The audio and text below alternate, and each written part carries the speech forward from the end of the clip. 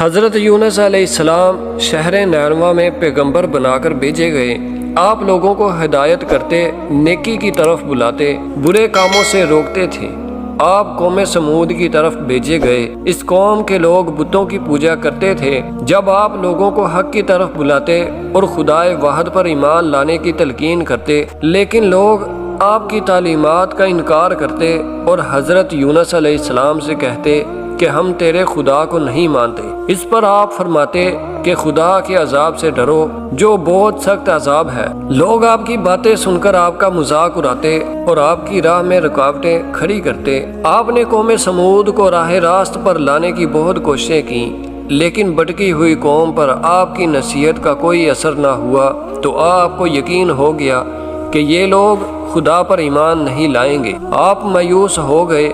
مایوسی کی حالت میں آپ نے قوم سمود کی تباہی و بربادی کے لیے بد دعا کی اور اس سرزمین سے نکل پڑے۔ چلتے چلتے دریائے فرات کے کنارے پہنچے تو دیکھا کہ ایک کشتی کنارے پر لگی ہے، لوگ اس پر سوار ہو رہے ہیں۔ ان کی دیکھا دیکھی آپ بھی اس پر سوار ہو گئے، جنہیں جانا تھا وہ سوار ہو چکے۔ آپ بھی اس پر سوار ہو گئے، جنہیں جانا تھا وہ سب سوار ہو چکے۔ کشتی لوگوں سے بھر چکی۔ اس کے بعد کشتی اپنی منزل کی طرف روانہ ہوئی۔ سمندر پرسکون تھا، آسمان بھی صاف تھا، مسافر اطمینان سے بیٹھے ہوئے تھے۔ جب کشتی بھی سمندر میں پہنچی تو دیکھا کہ آسمان پر سیاہ بادل اٹھ رہے ہیں، پھر ہوائیں چلنے لگیں۔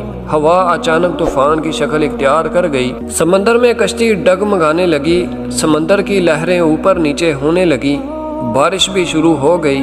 طوفان کے جھٹکوں اور پانی کے تھیپروں سے کشتی کے ڈوبنے کا اندیشہ پیدا ہو گیا۔ کشتی میں بیٹھے ہوئے مسافروں میں سے ایک نے کہا کہ معلوم ہوتا ہے کہ کشتی میں کوئی ایسا شخص بھی سوار ہے جس سے کوئی بڑی غلطی سرزد ہو گئی ہے۔ جب تک ایسے شخص کو کشتی سے نہ نکالا جائے، کشتی کا صحیح سلامت رہنا محال ہے۔ وہ شخص کون ہے یہ بتانا مشکل ہے جب تک کہ وہ خود کو پیش نہ کرے۔ اس پر حضرت یونس علیہ السلام کھڑے ہو گئے اور کہا کہ میں ہی ہوں جس سے بڑی غلطی سرزد ہو گئی ہے۔ مجھے کشتی سے نکال دیا جائے تو آئی ہوئی مصیبت ٹل سکتی ہے۔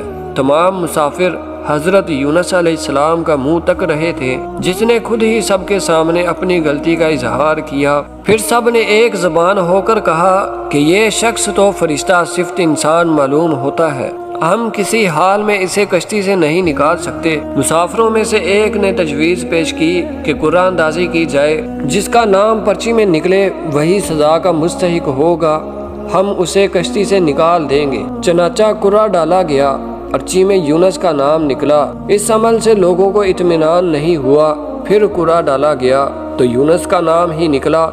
اس طرح یہ عمل بار بار دہرایا گیا، ہر بار یہی ہوا۔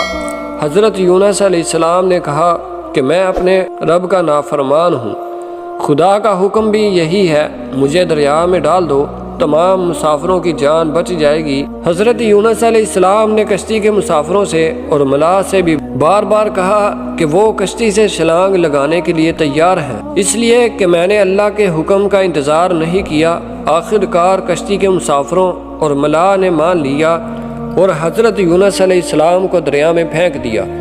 دریا میں ایک مچھلی حضرت یونس کی طرف بڑھی اور نگل گئی۔ اللہ نے مچھلی سے کہا کہ یہ تیری خوراک نہیں ہے، یہ تیرے پیٹ میں امانت ہے جسے واپس کرنا ہے۔ چنانچہ آپ مچھلی کے پیٹ میں اندھیرے میں رہے، اللہ کا ذکر کرتے رہے اور معافی طلب کرتے رہے۔ آپ پکار رہے تھے، اے اللہ، تیرے سوا کوئی عبادت کے لائق نہیں، تو پاک ہے، بلا شبہ میں نے اپنے ہی نفس پر ظلم کیا، میں ظالموں میں سے ہوں۔ اللہ نے آپ کی پکار سن لی، آپ مچھلی کے پیٹ میں محفوظ رہے۔ مچھلی نے دریا کے کنارے پر اگل دیا۔ جب آپ مچھلی کے پیٹ سے باہر آئے تو بہت کمزور اور نڈال تھے۔ آپ نے کھلی فضا میں سانس لیا اور اللہ کا شکر ادا کیا۔ اللہ نے حضرت یونس سے فرمایا، اگر تم مچھلی کے پیٹ میں میری پاکی بیان نہ کرتا تو نجات حاصل نہ کرتا۔ جس جگہ پر مچھلی نے آپ کو اگلا تھا وہاں کوئی درخت تھا، نہ کوئی سایہ، دھوپ ہی دھوپ تھی، گرمی بھی ناقابل برداشت تھی۔ اللہ کے حکم سے وہاں ایک بیلدار پودا اگا آیا، پودے کی بیل سے سایہ آ گیا۔ آپ سایہ تلے بیٹھ گئے اور اللہ کا ذکر کرنے لگے۔ کہا جاتا ہے آپ کے پاس ایک ہرنی آتی تھی اور اپنا دودھ پلا جاتی تھی۔ اللہ تعالیٰ فرماتا ہے ہم نے بغیر گھاس کی زمین پر ڈال دیا اور وہ بیمار تھا، اور ہم نے بیل دار درخت اگایا اور ہم نے اس کو 1,00,000 آدمی کی طرف بھیجا، بلکہ اس سے بھی زیادہ پھر وہ لوگ ان پر ایمان لائے۔ ملک نینوا چھوڑ دینے کے بعد آپ کی قوم آپ کو بہت زیادہ یاد کرنے لگی۔ آپ کے نکل جانے کے بعد پچھتانے لگی۔ لوگوں نے محسوس کیا کہ آپ نبی تھے اور ہدایت کے لیے آئے تھے۔ لوگوں نے اللہ سے معافی طلب کی اور وہ حضرت یونس علیہ السلام کی آمد کا انتظار کرنے لگے۔ لوگوں نے اقرار کیا کہ ہم اللہ پر ایمان لائے اور اس بات پر بھی کہ یونس علیہ السلام اللہ کے بھیجے ہوئے نبی ہیں اور آپ کے لائے ہوئے پیغام پر یقین رکھتے ہیں اور یونس علیہ السلام کی تصدیق کرتے ہیں۔ اور قوم کے لوگ ایک دوسرے سے کہنے لگے کہ آ کر حضرت یونس علیہ السلام ہمارے درمیان آ جائے تو ہم سب ان کی تعظیم کرنے لگیں گے اور ان کے حکم پر عمل کریں گے۔ اللہ نے حضرت یونس علیہ السلام کو حکم دیا کہ وہ قوم کی طرف جائیں اور اللہ کا پیغام سنائیں اور انہیں برائی سے روکیں، نیکی کی طرف بلائیں، لوگوں کو آپس میں ایک دوسرے سے اچھا سلوک کرنے کی تلقین کریں۔ چنانچہ اللہ کے حکم پر جب آپ اپنی قوم کی طرف لوٹ آئے تو قوم نے خوشی و مسرت کا اظہار کیا۔ آپ علیہ السلام کی آمد پر اللہ کا شکر ادا کیا۔ واپس آ کر حضرت یونس علیہ السلام نے تبلیغ شروع کر دی اور ہدایت دینے لگے کہ برے کاموں سے دور رہیں، ضرورت مندوں کی مدد کریں، بھوکوں کو کھانا کھلائیں، ننگوں کو کپڑا پہنائیں، کسی کے ساتھ برا سلوک نہ کریں۔